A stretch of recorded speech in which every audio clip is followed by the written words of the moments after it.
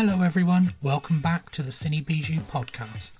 As you can see, the lights are dimming, the curtain is pulled back, and we're thrilled to pick up season 2 where we left off. From here on out, we'll be seeing you at least once a month with fresh episodes exploring the world of independent film. To keep up to date with latest episodes, you can find us on YouTube, Spotify, and Apple Podcasts. If you love what we're doing, the best way to help us grow is to subscribe, like, and share the show with your fellow cinephiles. We also want to hear from you, so please leave a comment on our latest episode and join the conversation. Finally, if you'd like to help keep the projector running, consider supporting us over on Patreon for exclusive rewards. Now, let's get into this month's feature. Strangely enough, I actually started as an actor and then fell into stunts pretty quickly, which was kind of a natural progression from like 20 years of doing like martial arts. And then as we started kind of making our own work and stuff, that became cinematography, and I realized that was really the thing that I kind of loved the most, and really got me up in the morning. So that became the thing. And then that was like 14 years ago. So I've been shooting mostly scripted features TV over the last kind of 14 years. And then whenever something comes along that is something I find quite intriguing, that becomes something that I end up directing. Who were your influences then as you made the transition from acting, stunt work to cinematography and directing? All sorts, to be honest, man. I mean, it's not really any kind of individual directors necessarily. I mean, there's a few like Sam Mendes, like David Fincher, Darren Aronofsky, and stuff kind of thing. There's kind of specific films that have kind of been quite influential for me. Um, uh, Things like Whiplash, The Fall. It's quite a good one by Tarsem Singh. I absolutely love that. That's an incredible thing. The guy who shot that, Colin Watkinson, then went on to do what was that? Handmaid's Tale. That was the one, Handmaid's Tale. So yeah, so I mean, like, there's been lots of things. I got to say, probably one of the biggest influences actually that is in modern times for me is actually some of the directors that I've worked with as a cinematographer. Has been quite interesting. People like Grant Harvey, who's a fantastic, mostly kind of high-end TV director, but also features as well. He's had a lot of influence on how I work as a director. So let's talk about your documentary then, because although this isn't your first film as a director, but this is your first documentary. So this question is going to be kind of in two parts. Why a documentary, and why this particular subject of Our Planet, the People, My Blood? Yeah, I mean, so basically, it was about 9, 10 years ago. There was a short documentary that came out called "What a Nuclear Weapons Explosion Feels Like." Strange title by a Dutch filmmaker, a guy called Morgan Nib. And I actually called up Morgan before I decided to start on this documentary, and kind of had a chat with him about his film, because 9 years ago when I first saw that, there was just something about it that just there was one thing that was said. There was these atomic veterans, so these guys that had part of the UK and the US governments who had been sent out to witness these atomic bombs. And they talked about how the flash of the bomb when it explodes was so bright that with their eyes closed and their hands in front of their face, they could see the X-ray of their hands and the people in front of them through their closed eyes, and that kind of visual just kind of stuck with me as like as obviously quite a visual person as a cinematographer. That really stuck with me. And I started talking to friends and family about this kind of thing. As like, have you seen this thing? This is kind of crazy. I'd never heard about it. And that was the same reaction from everybody else, is that they hadn't heard about it either. And it kind of made me realize that, Jesus, man, this is like a crazy story. Why does no one know about it, really? And so it became a thing that I wanted to cover at some point.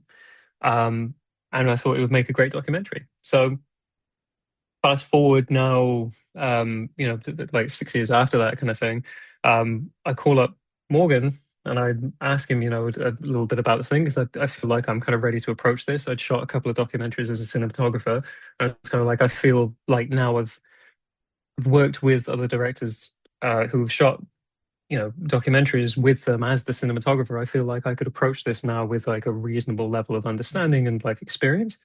And Morgan told me that his he was working at Vice, and he pitched the idea to Vice. He said about he's got these atomic veterans, this amazing story. He wants to tell a story, and Vice turned around and said to him, "We don't want it. It's about old people. We don't care." Which was obviously a pretty shocking statement. He was like, "Well, I disagree. I think this is a good subject, and I think it's intriguing." So he went off and shot it himself on his own dime.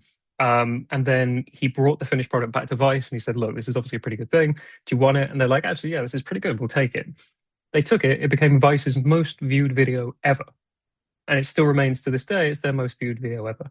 And then, you look at, I must say, from what we were talking about earlier slightly, is that maybe this isn't the most commercial subject. I completely disagree.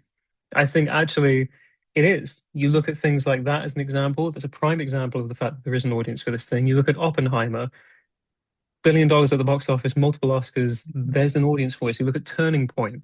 That was in Netflix's top 10 for one of the longest standing top 10 series that Netflix has ever had.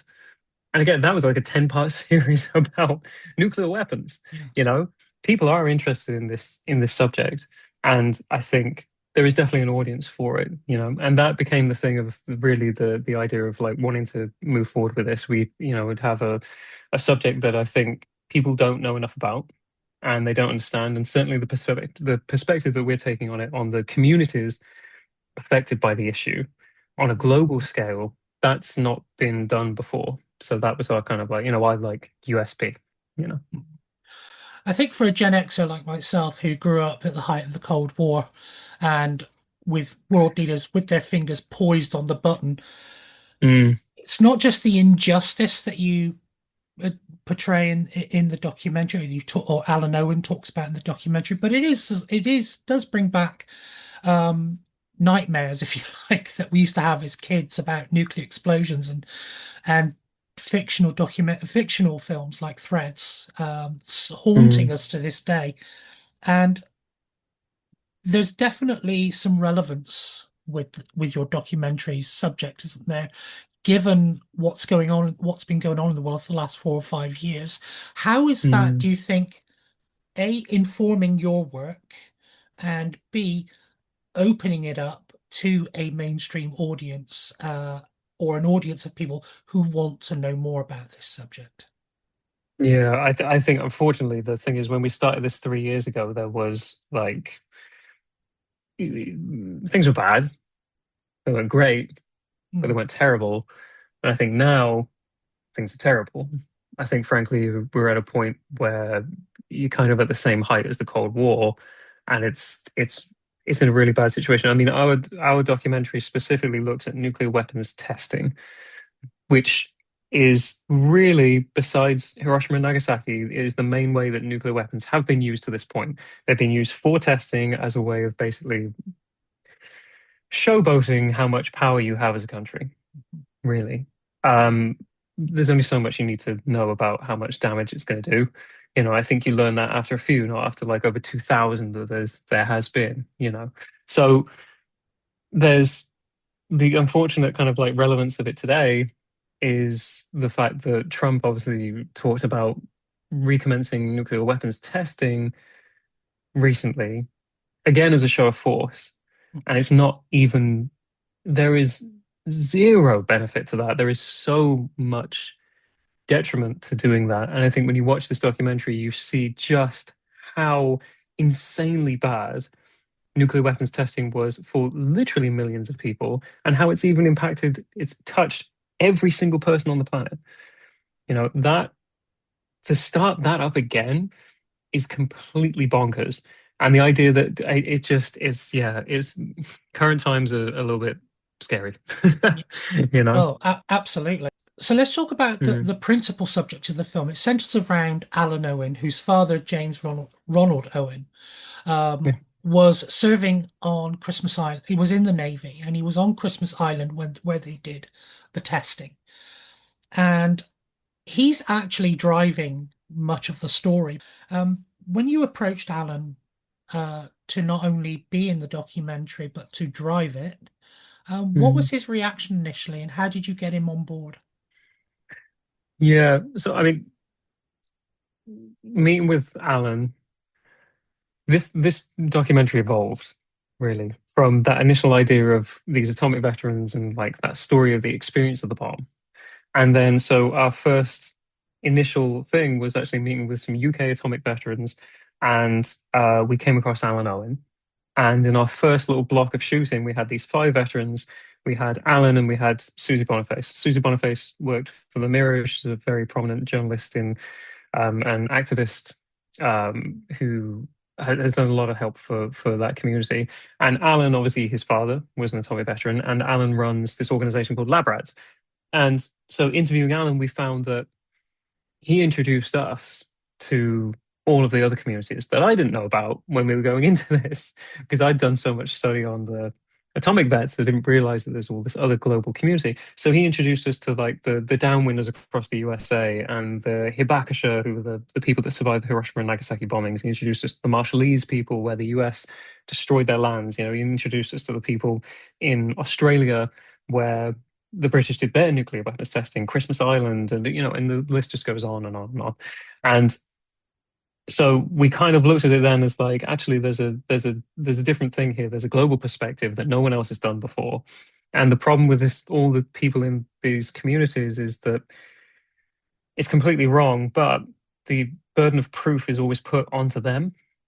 So it is their burden to basically prove that you've got to prove to me that this cancer has been caused by this, exposure. I mean, so that really became our thing, is like, well, there's all these multiple studies and stuff that have come out that have like helped to prove this, but how can you ultimately prove this? And I think the thing that Alan did was he created Lab Rats because no organization was taking all of these global communities and connecting them, because they were all after the same thing, but they're all doing it individually and not really getting very far. But when you come together as a group, there's much more power behind that. And so that really became the ethos of our documentary, and it became the thing that we're going to take a global view. And you see how this has impacted all of these global communities in the same way. So clearly, there is a very accurate, obvious trend. And that ethos of connecting people and giving this global perspective, that just became the documentary. Yeah, and then, well, so then after we did that, we then kind of like asked him to kind of end up being the thing. And then so really for us, it became really the documentary. Any good documentary is like, it's why this, why you, and why now. you know and the why this is because it's not been told properly before, and these communities need the compensation and the recognition that they deserve. It's an incredible story that is not being told. The why now, because there is this very current case with Alan and the lab rats that are doing this nuke blood scandal, which is a case against the Ministry of Defense Mhm. that will hopefully get these medical records for these soldiers that have been hidden for over 70 years. And they've discovered through all of this campaigning that these things exist, and so many court cases and battles against the MOD. Finally, they've gotten backed into a corner, and finally they could get the compensation and recognition that they actually really fully deserve. And then why you? Because the thing is, the court of public opinion is probably the most powerful weapon they have at this point. The issue with previous cases has been that um, they've always been the Ministry of Defence's main tactic has been to outspend the veterans in their own case. So like, there was the Rosenblatt case that was back in the early 2000s, that the atomic veterans took the Ministry of Defense to court, and the Ministry of Defense just kept delaying and delaying and delaying until the veterans couldn't afford to carry on. They ended up spending £17 million of UK taxpayer money to fight British veterans for compensation. Guys who have served their country, most of them through uh oh, I forgot the word. Through conscription, and not through volunteering to join, but they've been conscripted, Mm. they've been exposed to these issues and given radiation issues that are going to cause effects for their entire families for the next 500 years. So the issue is um, that they will continue to do that and just use the fact that they have unlimited taxpayer money to fight these veterans over and over until you bring enough people to enough awareness to the issue that will stop them from doing that. So YU is basically know about this subject, know that they're using your taxpayer money to deny veterans compensation. That's what we need, because I tell Yeah. you what, people are not going to be happy about that. Uh, whenever a documentary is made and people are talking into the camera, it's usually there because they're being asked questions either by an interviewer who mostly chooses to stay behind the camera, or the producer or cameraman themselves, just guiding the subject to answer the questions, to get the information and tell the story. But I Mm. noticed something slightly different here. Yes, Alan was talking to you through the camera, but he was also, as you were focusing on the veterans' uh, experiences, he was there, clipboard in hand, asking the questions and helping them tell their stories. Why that particular approach? I mean, I thought it was great, but what made you decide to sort of go for that approach with Alan not just being the subject, but also the storyteller? I mean, Alan always, since we met him, he just always felt like the driving force of this thing. He was the reason why we made the documentary in the way that it is. And so it became the natural kind of thing that I didn't want to go down the route of having a narrator. It just felt kind of cheap and inauthentic. And the idea of the ethos behind this from a filmmaking perspective was authenticity. And that approach with the narrator just didn't feel like right to me.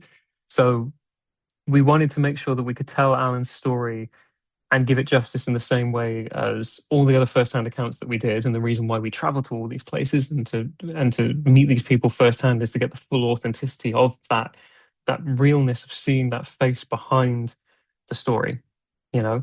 And then so we did that with Alan in that way, but then for him to act as the driving force and as the connective tissue for all of this just seemed like a no-brainer. And it seemed a way that we could tell the story without having to use a narrator or for it just to be fully talking heads, you know? I thought it was refreshing to have the person that the documentary was, well, not necessarily solely about, but like you said, a central focus was actually also driving the story. So the other thing I wanted to ask you about is apparently this took more, sort of a few years to make, 3 years to make, and you traveled through four continents and had some, I wouldn't say adventures, but there was certainly some problems along the way. Uh, I've seen references to a couple of illnesses and being stranded in Australia. Can you Yeah. tell me more about that? What happened? Yeah, that's funny. I mean, there's a bunch of stories. We traveled 150,000 kilometers, over 150,000 kilometers in 3 years. Well, in the 2 years that we're filming, and then a year of post. Again, on like a shoestring budget. So trying to do this, it was just basically what we do is we would take myself and my business partner Rodrigo, and we would fly to a country, hire a car, find a local rental house for all the equipment that we needed, fill the car up, and then just drive. And we had a schedule set of like all the places we go to. So like in the US, we had um, 20 different states that we went to. We started in San Diego, and then we went all the way up and all the way up to the north. Ended up in like we went very far east into like New Mexico, all the way up into Spokane, Seattle, and then all the way back down the west coast, ended in San Diego. We went through 20 different states doing this very windy route, and then ended up flying to Hawaii and back as well from there. So and that was only in 30 days. So trying to um, yeah, cover all that and uh yeah, trying to cover all that in that amount of time was quite a crazy thing. But one of the probably so there are a lot of crazy stories, but I think probably the most kind of crazy one was in Australia. And we're out in so we're filming out in Maralinga, which is where the UK tested atomic weapons, which is right if you go to the southern point of Australia and go north, right into the center for very many hours, you'll hit Maralinga. Um, Now, Marlinga, there's nothing around. It's middle of the outback kind of thing. So we're camping out there in the outback, and we're working with some of the Aboriginal people out there from the Oak Valley community. And we're out filming during the day, and we come across this dingo, and they start telling me about how the dingo in their culture is kind of like a significantly like spiritual animal. I was like, oh, it's amazing. We didn't really get a very good shot. It was like, never mind. Okay, next time, hopefully we come across it, another one kind of thing. And then that night, it's full moon out. I leave the camp at like 11 p.m. because I'm just like, I'm just going to go get some air. It's boiling hot, obviously, being Australia. And I go out into the bush and stuff, and there's this like dog figure approaching me in this full moon, the only thing light in the whole place, like craziest situation. And it was this very like spiritual moment of like, wow, this is amazing. It's clearly a dingo. It's this beautiful thing. And it was a very like very ethereal moment until another one come at me from this side and then one from behind me. And I'm like, oh, I'm I'm being rounded up here by dingoes. So it's kind of this moment of that's not spiritual and fun, and scare them off, and then go back to the camp and hide. Wow, that's amazing. And I'm sure you could regale us with many more stories Yeah, of there's what lots of went cool on stuff. through the filming. I mean, but of course, it doesn't detract from the serious topic of the film. So Yeah, let's talk about the screening at the Prince Charles Cinema yeah. at the time. So That's a big coup, especially a place as iconic as that. How did that go? How did you arrange a screening at this very, very famous landmark cinematic landmark in London? yeah. So I mean, so basically back in November we got accepted when we just finished the documentary, November 2025, we got accepted into IDFA's Docs for Sale. So we went to Docs for Sale. We've signed with a sales agent who took us on for worldwide representation. So he's selling us to streaming and broadcast stuff right now, but I wanted to keep hold of theatrical rights. So what we've done with that is basically I've kind of been rounding up a limited theatrical run for the film in the UK, as a lot of news on the subject is about to make its way into the media. So we kind of tie this in perfectly with that. The Prince Charles Cinema was we wanted a well, I wanted, I really wanted a Leicester Square premiere, because it's a great situation. So we had to look at like View and Odeon and all that kind of stuff, and it was like yes, expensive and this kind of thing, but there wasn't really a good timing that would fit in with the news that's kind of coming out. So the Prince Charles was honestly, it was my first option anyway, and yeah, and we managed to negotiate a good deal for that one. So yeah, we've got that as the premiere on the 12th of March. Okay, so has there been any reaction from the MOD to the film? Oh, it's interesting. Yeah. Okay. So we did a private screening in November to a bunch of MPs, journalists, and everybody else. And two MPs, Rebecca Long Bailey and Sir John Hayes, Conservative and Labour, sponsored us for a private screening in Parliament that happened back on the 13th of January. And so we did that, and that actually gained cross-party support from Green Party, Liberal Democrats, Labour, and Conservative, which is fantastic. What did happen was that we were informed multiple times and requested multiple times that John Healey, the Defense Secretary, wanted to see the film, which we haven't. We gave him the opportunity to, but he hasn't seen it yet. I don't think, as far as I know. Yeah, so there Okay, is definitely some interest, and yeah, I think at this point they'll be able to see it on March 12th at the premiere. Alan has been doing a lot of campaigning and stuff, and he's working very closely hmm with British government to actually correct all this, which is hmm he's been doing that for years and years and years, and hopefully something comes through very soon, and we can yeah start Okay. correcting some wrongs. Really, that's the idea. Well, that's it for this episode of Cine Bijou. Thanks for joining us as we pulled open the curtain once more, revealing the world of independent film and the creative mavericks who make it all happen.